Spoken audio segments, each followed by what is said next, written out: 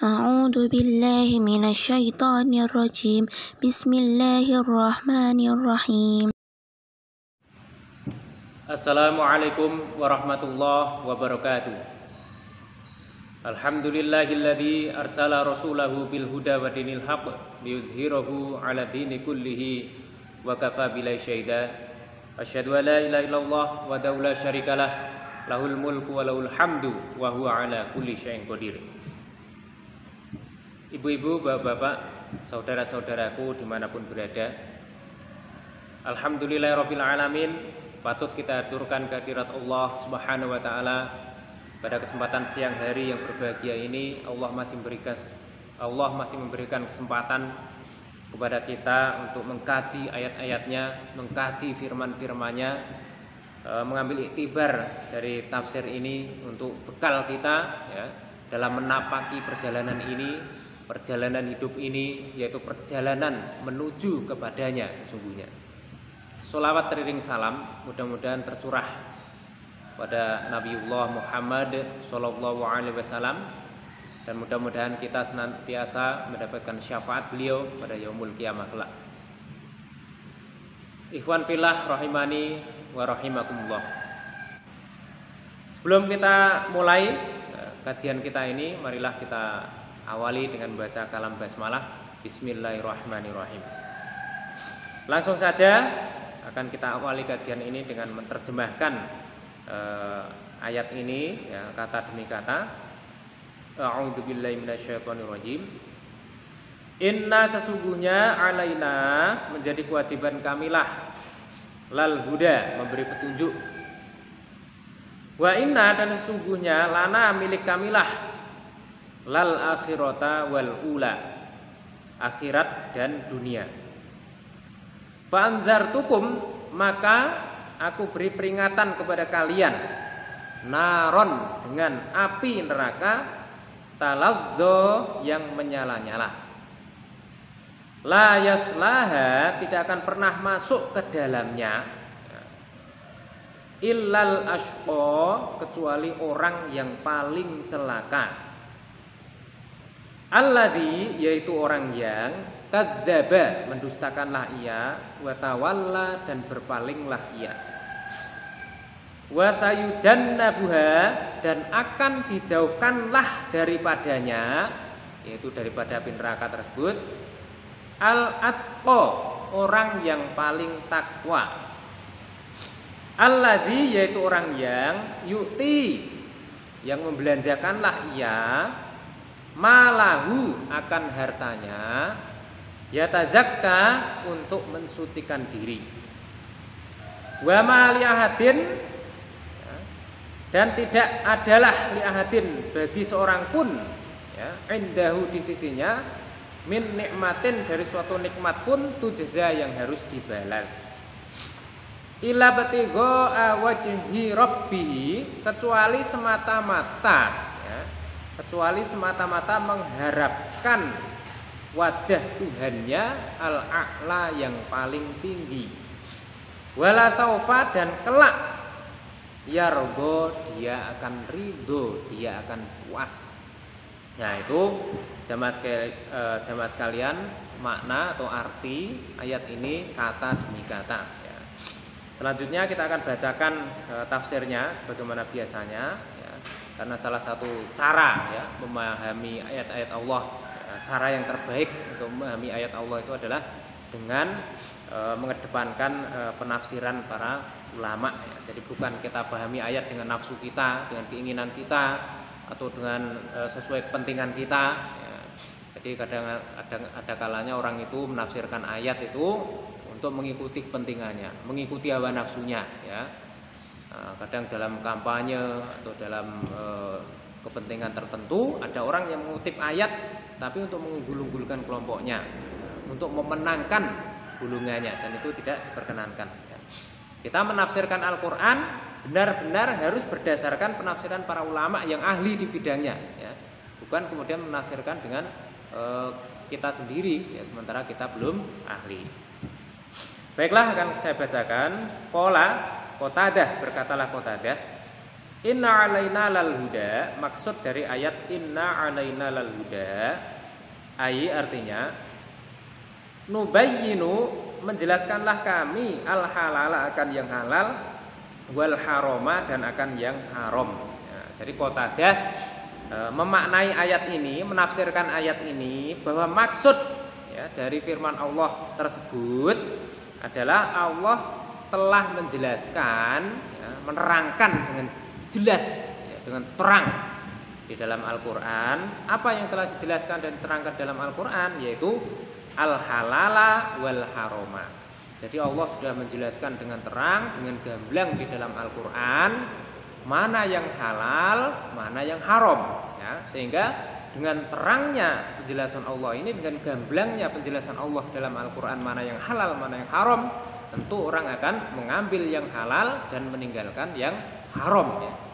Nah, kalau ada orang yang ternyata berkebalikan, ya, meninggalkan yang halal, ya, kemudian mengambil yang haram, ya, berarti itu adalah dosanya, ya, karena dia mengikuti hawa nafsunya.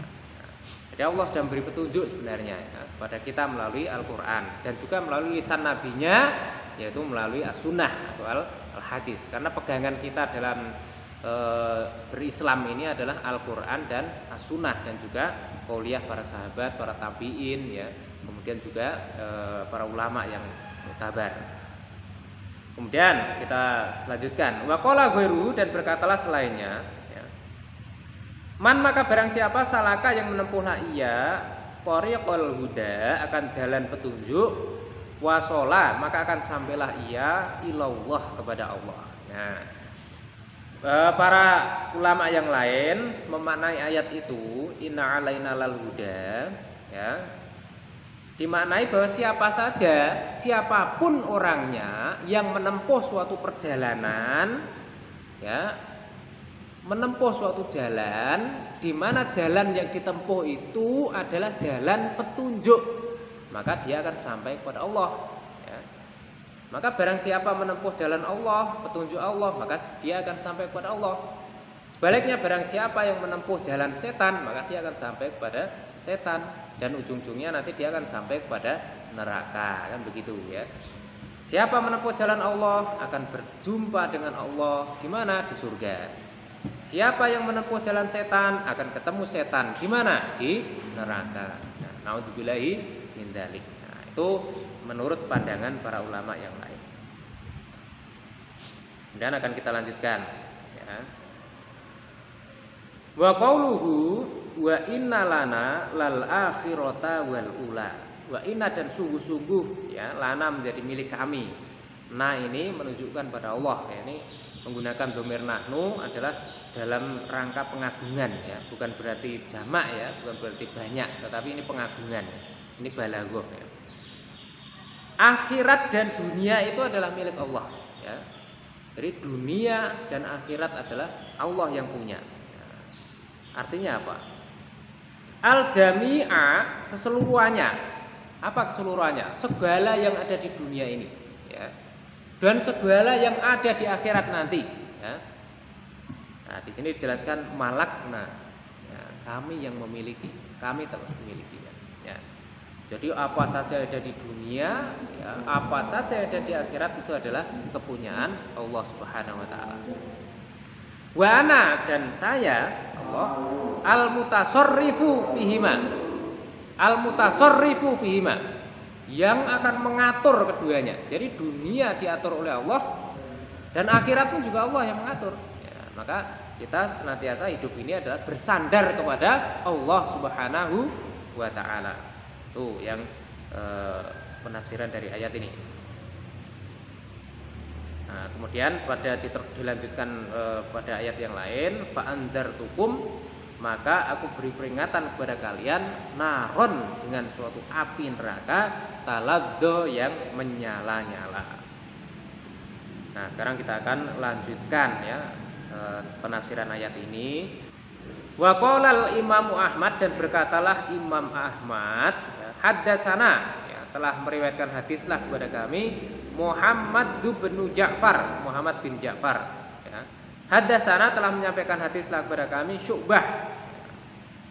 Haddatsani Abu Ishaq, telah menyampaikanlah kepada kami Abu Ishaq, ya. Sami'tu, ya, mendengarlah aku. Siapa yang mendengar? Abu Ishaq, ya. Jadi Abu Ishaq itu mendengar. An-Nu'mana akan Nu'man, ya. Ya, jadi Abu Ishaq itu mendengar Nu'man bin Bashir yakhtubu, berkhutbah, wa yaqulu, dan berkatalah ia, Sami'tu Rasulullah sallallahu alaihi wasallam, saya mendengar Rasulullah sallallahu alaihi wasallam yaqulu, bersabda. Nah, jadi Nu'man bin Bashir ini mendengar Rasulullah Muhammad sallallahu alaihi wasallam bersabda, Inna ahwana ahlin nari adzaban yaumal qiyamati, sesungguhnya, ya, sesungguhnya orang yang paling ringan azabnya di neraka yaumal qiyamati, pada hari kiamat, rajulun, seorang laki-laki, ya, tudau, yang diletakkanlah, ya, fi akhmasi kudamaihi, pada kedua telapak kakinya, ya, jamrotani, ya, dua bara api. Nah, jadi masing-masing telapak kaki ada satu bara api, ya. Jadi orang yang paling ringan azabnya di neraka nanti adalah orang yang pada kedua telapak kakinya ditaruh bara api, ya, bara api. Yagli minha, ya, maka mendidihlah karenanya, karena bara api tersebut, dimaguhu, otaknya, ya. Jadi orang yang paling ringan azabnya di neraka itu adalah orang yang di telapak kakinya ditaruh bara api. Nah, kemudian karena asbab itu otaknya mendidih. Naudzubillahi min dzalik. Itu azab yang paling ringan di neraka, ya. Dan bagi kita, dalam pandangan kita, ya, bahkan dalam pandangan orang yang disiksa itu adalah suatu hal yang sangat berat sekali. Nah, itu. Kemudian dikuatkan hadis yang lain, ya. Waqala, dan berkatalah Muslimun. Nah, Muslim ini adalah perawi hadis, pentakhrij hadis, yaitu Imam Muslim. Ya. Haddatsana, telah menyampaikan hadislah kepada kami Abu Bakrin ibni Abi Syaibah, Abu Bakar bin Abi Syaibah, ya. Haddatsana, telah menyampaikan hadislah kepada kami Abu Usamata, Abu Usamah, ya. Anil A'mash, dari A'mas, an Abi Ishaq, dari Abu Ishaq, ya. Anin Nu'mana, dari Nu'man ibni Bashirin bin Bashir, ya. Jadi ini hadis ini ketemu, ya. Jadi yang pertama diriwayatkan Imam Ahmad tadi, ya, akhirnya ketemu di Ishaq, ya. Nah, ketemunya di Ishaq, antara riwayat Imam Ahmad dan Muslim ketemunya di Abu Ishaq, ya. Abu Ishaq mendengar dari siapa? Dari Nu'man bin Bashir. Qala Rasulullah sallallahu alaihi wasallam, berkatalah Rasulullah Muhammad sallallahu alaihi wasallam, Inna ahwana ahlin nar adzaban, ya, sungguhnya orang yang paling ringan di antara ahli neraka, apanya yang ringan? Azabnya, ya. Man, yaitu orang, lahu, yang padanya lah, ya, na'lani, dua terompah, ya, wa syarokani, dan talinya, ya. Jadi ada dua terompah yang sekalian ada talinya, ya. Minarin, dari api. Jadi kalau di dalam hadis yang pertama yang diriwayatkan Imam Ahmad tadi, di dalam di bawah telapak kakinya ada bara api, ya. Kalau di dalam hadis Muslim ini, ya, terompah dari api, ya, terompah dari api, ya. Sebenarnya hampir sama esensinya, yaitu bara api, ya. Tapi ini kalau ini di sini terompah dari api. Ya gelimin huma, mendidihlah karena keduanya, dimaguhu, otaknya, ya. Jadi esensinya sama, ya. Jadi karena bara api atau terompah tadi, ya, mendidih kemudian otaknya, ya. Kama ya geli, sebagaimana mendidihlah al mirjalu, mirjal itu adalah suatu bejana yang diisi air. Naudzubillahi min dzalik, ya. Jadi otak manusia mendidih seperti mendidihnya air. Naudzubillahi min dzalik. Itu adalah azab Allah yang paling ringan di neraka. Yang paling ringan saja kayak gitu beratnya, ya. Yang paling ringan saja kayak gitu ngerinya, apalagi yang paling berat. Maka naudzubillahi min dzalik, Jangan pernah kita kemudian punya cita-cita nggak apa-apa, mampir neraka dulu nggak apa-apa, yang penting nanti masuk surga. Jangan pernah kita punya pikiran semacam itu. Kita sebagai kaum muslimin, ya pikiran kita ya pokoknya nanti setelah kita dipanggil oleh Allah ya kita nanti masuk surga, langsung masuk surga. Jangan sampai kemudian punya kepikiran nggak apa-apa mencicipi neraka. Ya, neraka itu naudzubillah min dzalik, ngerinya. Maka atas dasar iktibar dari keterangan-keterangan ini, maka marilah kita memperbanyak ya berbuat baik, memperbanyak ibadah, memperbanyak istighfar. Ya, setiap ada dosa kesalahan, yang namanya manusia itu tempatnya salah dan dosa, ya, khilaf dan salah. Maka begitu kita ada dosa, salah, segera kita kembali kepada Allah, segera taubatan nasuha, mohon ampun kepada Allah, ya, mohon ampun kepada Allah, ya, dan dengan harapan Allah mengampuni dosa-dosa kita. Itu yang harus kita lakukan. Jadi banyak bertaubat, banyak beramal, banyak bertaubat, banyak beramal. Nah, itu jalan tazkiyatun nafas atau mensucikan diri. Dan nanti ada cara lain dalam rangka tazkiyatun nafas yang nanti akan dijelaskan pada penjelasan berikutnya.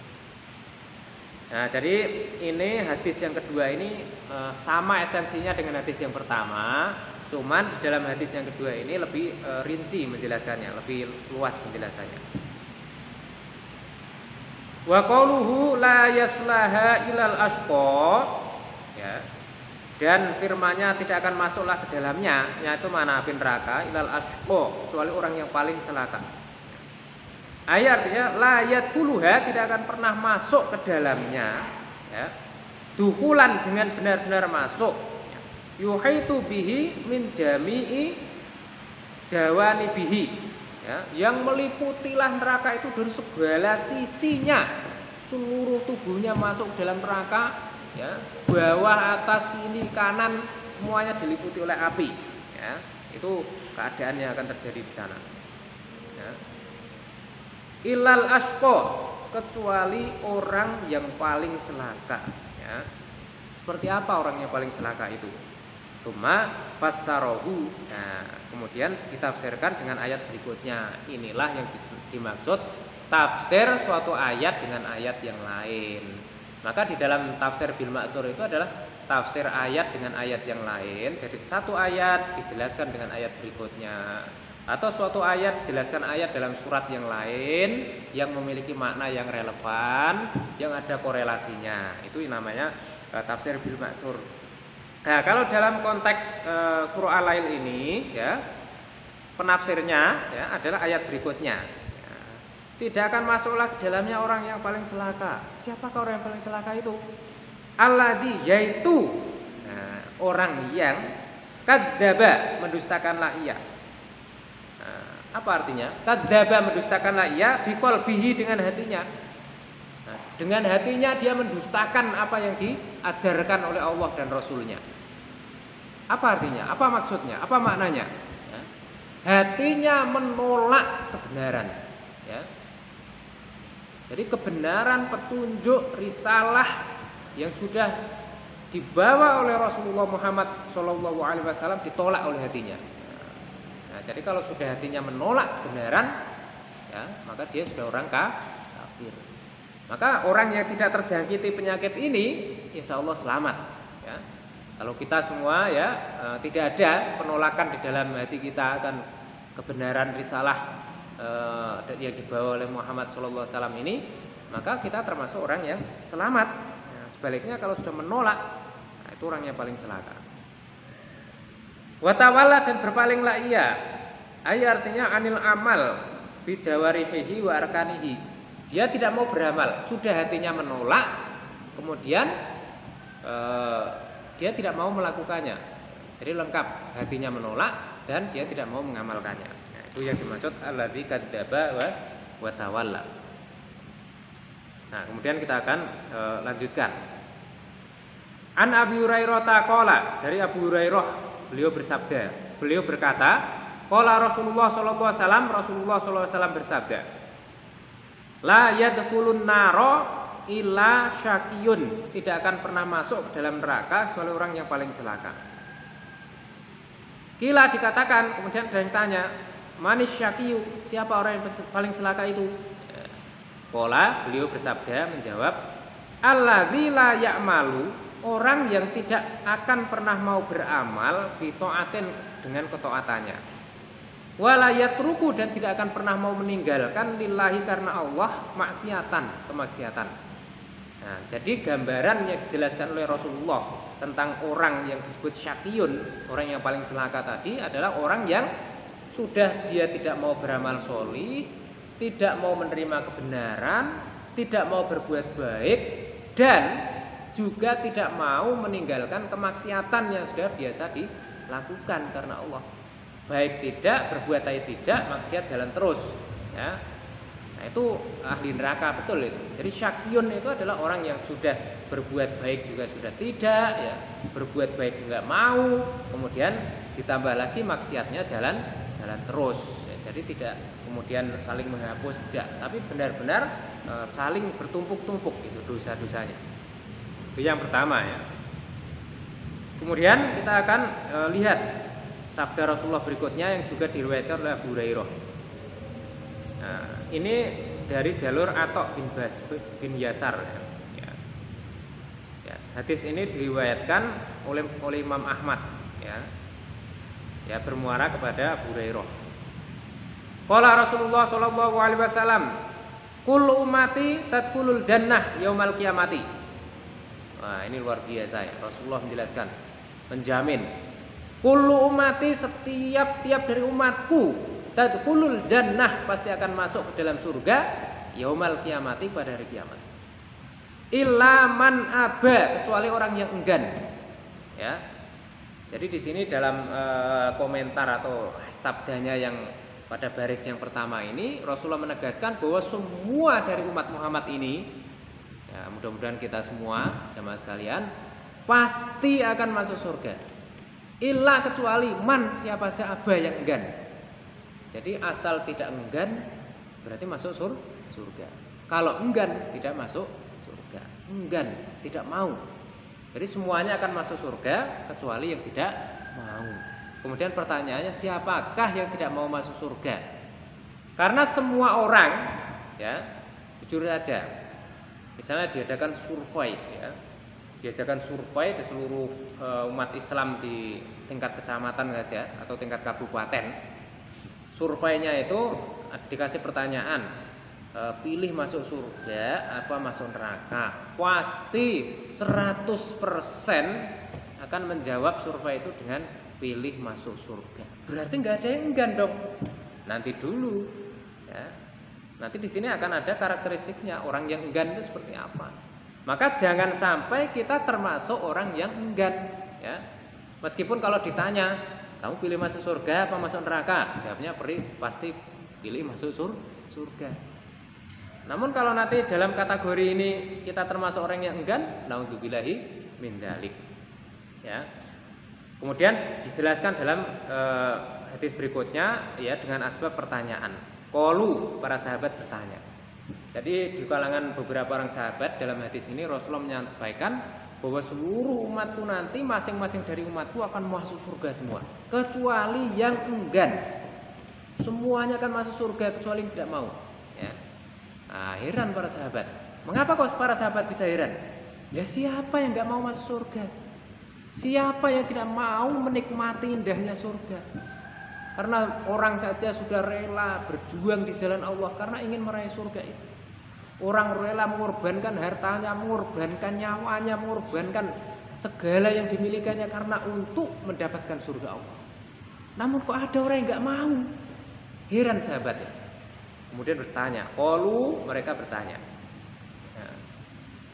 Gimana pertanyaannya? Ya. Wa man ya'ba ya Rasulullah, siapa yang enggan itu wahai Rasulullah? Kok ada orang yang enggan itu? Mungkin dalam pikiran para sahabat begitu. Qala, bersabdalah Rasulullah, man ata'ani dakhalal jannah. Barang siapa yang taat kepadaku pasti akan masuk surga. Ya. Wa man asani faqad aba. Dan siapa saja yang bermaksiat kepadaku, siapa saja yang melawan perintahku, kata Rasulullah, faqad aba, maka sungguhnya dia enggan. Nah, ini ketemunya di sini, ya. Walaupun ketika disurvei ditanya mau masuk surga, masuk neraka, surga. Namun begitu dia itu tidak taat kepada perintah Rasulullah, tidak taat kepada perintah Allah, ya, melanggar apa yang diperintahkan oleh Allah dan Rasulnya, dia termasuk kategori orang yang enggan. Maka naudzubillah min dzalik, jangan sampai kita termasuk orang yang enggan masuk surga. Ya, karena kita semua tentu mau masuk surga. Tuh, jamaah sekalian yang harus kita garis bawahi. Nah, kemudian pada ayat berikutnya wasayujannabuhal atqa, dan akan dijauhkan dari api neraka itu al atqa, orang yang paling takwa. Kalau di dalam ayat tadi dijelaskan orang yang paling celaka, seperti ini orang yang paling celaka. Ya, di sini disebut al atqa, ya, orang yang paling takwa. Ya, seperti apakah orang yang paling takwa? Tentu akan kita bahas secara lebih leluasa, tuntas, ya, nanti pada kajian berikutnya, yaitu kajian tafsir surah Al-Lail bagian yang ketiga. Jadi karena durasi yang panjang, ya, maka akan kita sambung lagi pada bagian yang ketiga. Jadi pada bagian yang kedua ini kita membahas, ya, karakteristik dan seperti apa orang yang termasuk syaqiyun itu, yang mana kita harus menjauh darinya, menghindar dari perbuatan orang-orang syaqiyun itu, ya. Maka pada pertemuan berikutnya kita akan membahas tentang al-atqa, ya, orang yang paling takwa itu seperti apa, kriterianya seperti apa. Nanti akan kita bahas pada pertemuan berikutnya. Demikian yang bisa saya sampaikan. Nun wal qalam yawma masturun fastabiqul khairat. Wassalamualaikum warahmatullahi wabarakatuh.